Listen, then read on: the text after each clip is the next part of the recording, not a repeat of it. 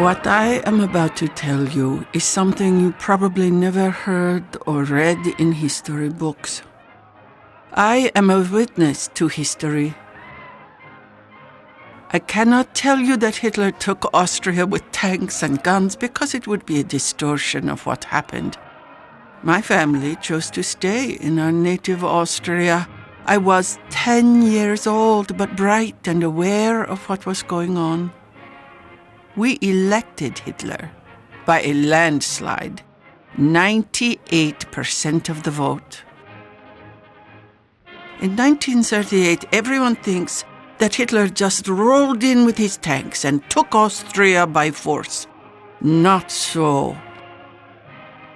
Hitler was welcomed to Austria. In 1938, Austria was in deep depression. Nearly 1/3 of our workforce was unemployed. We had 25% inflation and 25% bank loan interest rates. Farmers and businesses were declaring bankruptcy daily. Young people were going from house to house begging for food. Not that they didn't want to work, there simply weren't any jobs. We looked to our neighbor on the north, Germany, where Hitler had been in power since 1933. We had been told that Germany didn't have unemployment or crime, and that they had a high standard of living. Nothing was ever said about persecution of any group, Jewish or otherwise. We were led to believe that everyone in Germany was happy. We wanted the same way of life in Austria. We were promised that a vote for Hitler would mean the end of unemployment and help for the family. Hitler also said that businesses would be assisted and farmers would get their farms back. 98% of the population voted to annex Austria to Germany and have Hitler for our ruler. We were overjoyed, and for 3 days we danced in the streets and had candlelight parades. The new government opened up big field kitchens and everyone was fed. After the election, German officials were appointed, and like a miracle, we suddenly had law and order. 3 or 4 weeks later, everyone was employed. The government made sure that a lot of work was created through the Public Works Service. Hitler decided that we should have equal rights for women. Before this, it was a custom that married Austrian women did not work outside the home. An able-bodied husband would be looked down on if he couldn't support his family. The population was predominantly Catholic, so we had religion in our schools. But March 13th, 1938, the day we elected Hitler, I walked into my schoolroom to find the crucifix replaced by Hitler's picture hanging next to a Nazi flag. Our teacher, a very devout woman, stood up and told the class we wouldn't pray or have religion anymore. Instead, we sang the German national anthem, Deutschland, Deutschland über alles, meaning Germany, Germany above all. Sunday became National Youth Day, with compulsory attendance. Parents were not pleased about the sudden change in curriculum. They were told that if they did not send us, they would receive a stiff letter of warning the first time. The second time, they would be fined the equivalent of $300. And the third time, they would be thrown in prison. And then, things got worse.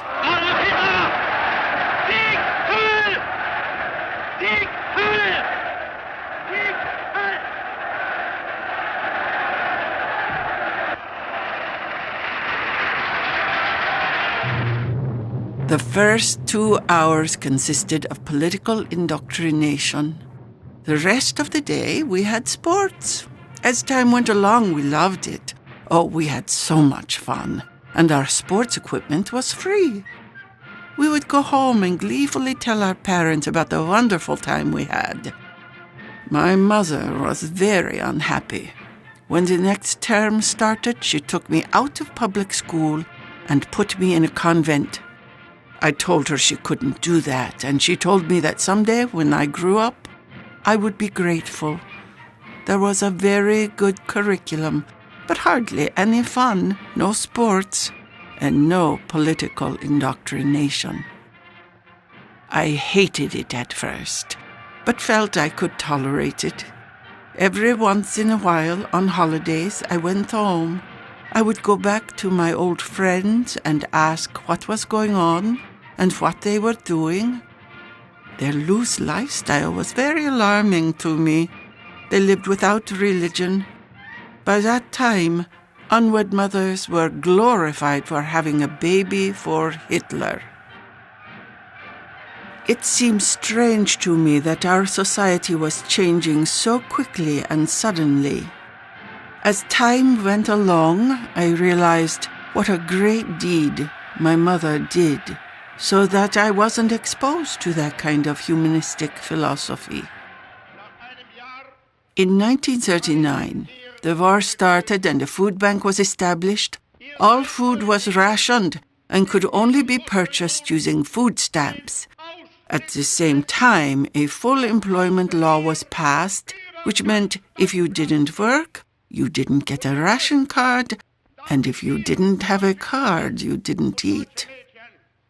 Women who stayed home to raise their families didn't have any marketable skills and often had to take jobs more suited for men. Soon after this, the draft was implemented. It was compulsory for young people, male and female, to give 1 year to the labor corps. During the day, the girls worked on the farms, and at night they returned to their barracks for military training, just like the boys. They were trained to be anti-aircraft gunners and participated in the signal corps. After the labor corps, they were not discharged but were used in the front lines. When I go back to Austria to visit my family and friends, most of these women are emotional cripples because they just were not equipped to handle the horrors of combat. When the mothers had to go out into the workforce, the government immediately established child care centers. You could take your children, ages 4 weeks old, to school age and leave them there around the clock, 7 days a week, under the total care of the government.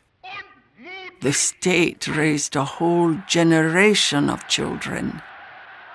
There were no motherly women to take care of the children, just people trained in child psychology. By this time, no one talked about equal rights. We knew we had been had. But by then, it was too late to turn back.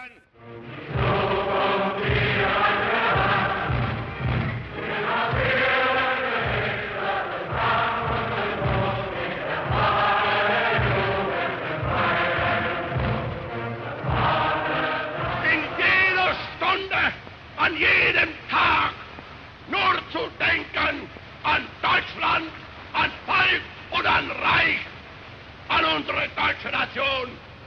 Unser deutsches Volk siegt heil! Sieg heil!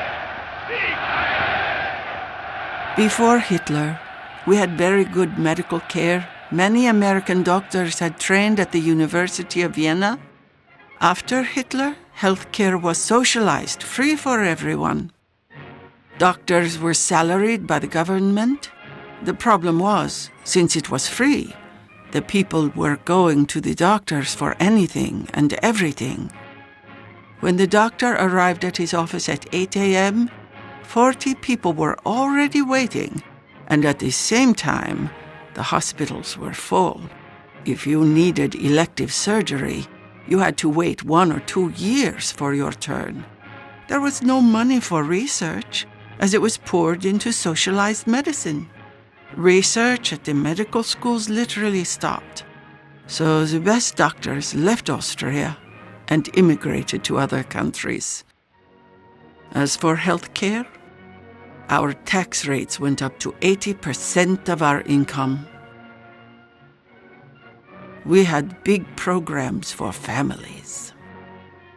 All daycare and education were free. High schools were taken over by the government and college tuition was subsidized. Everyone was entitled to free handouts, such as food stamps, clothing, and housing.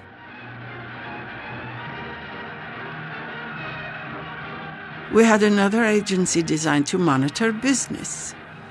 My brother-in-law owned a restaurant that had square tables. Government officials told him he had to replace them with round tables because people might bump themselves on the corners. He was also required to have additional bathroom facilities.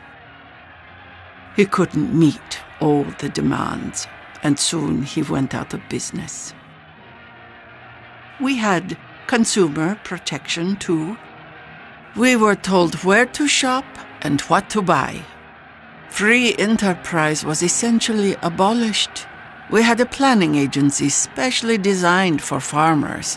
They told the farmers what to produce and how to produce it.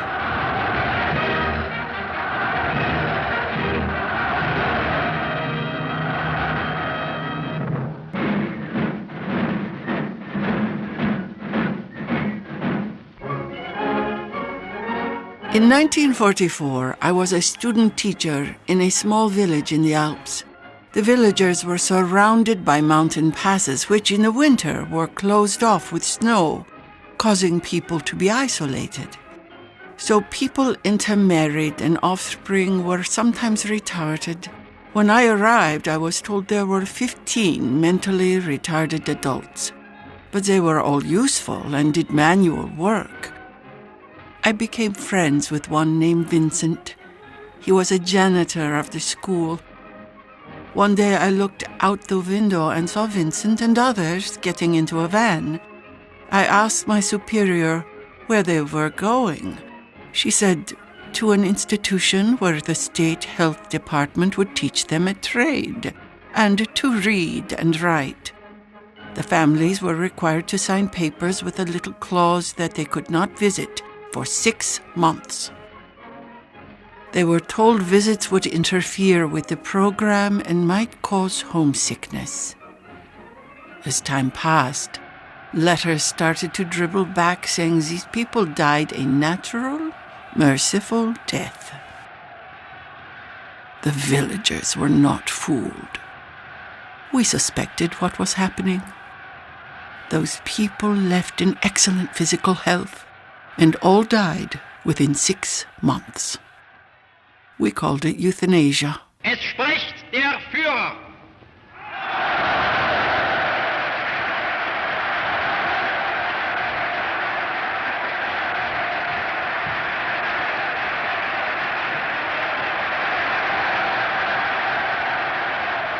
Next came gun registration. Hitler said that the real way to catch criminals was by matching serial numbers on guns. Most citizens were law-abiding and dutifully marched to the police station to register their firearms. Not long afterwards, the police said that it was best for everyone to turn in their guns. The authorities knew who had them, so it was futile not to comply voluntarily. No more freedom of speech. Anyone who spoke up against the government was taken away. We knew many people who were arrested, not only Jews, but also priests and ministers who spoke up. Totalitarianism didn't come quickly. It took 5 years, from 1938 until 1943. To realize full dictatorship in Austria. Had it happened overnight, my countrymen would have fought to the last breath. Instead, it happened little by little, or as I call it, creeping gradualism. Ihr musstet als Partei in der Minorität bleiben, weil wir die wertvollsten Elemente des Kampfes und des Opfersinns in der Nation mobilisierten, die zu allen Zeiten nicht die Mehrheit, sondern die Minderheit ausgemacht haben.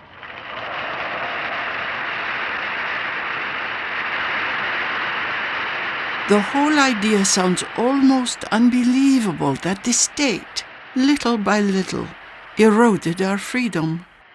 Wenn die älteren Jahrgänge noch wanken werden könnten, die Jugend ist uns verschrieben und verfallen mit Leib und mit Seele.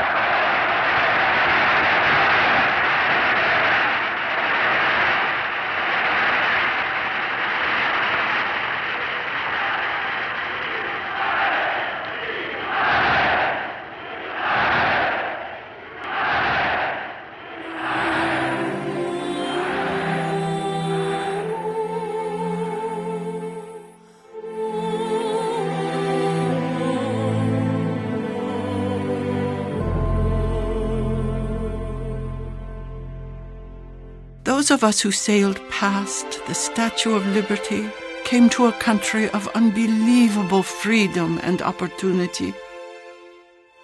America is truly the greatest country in the world.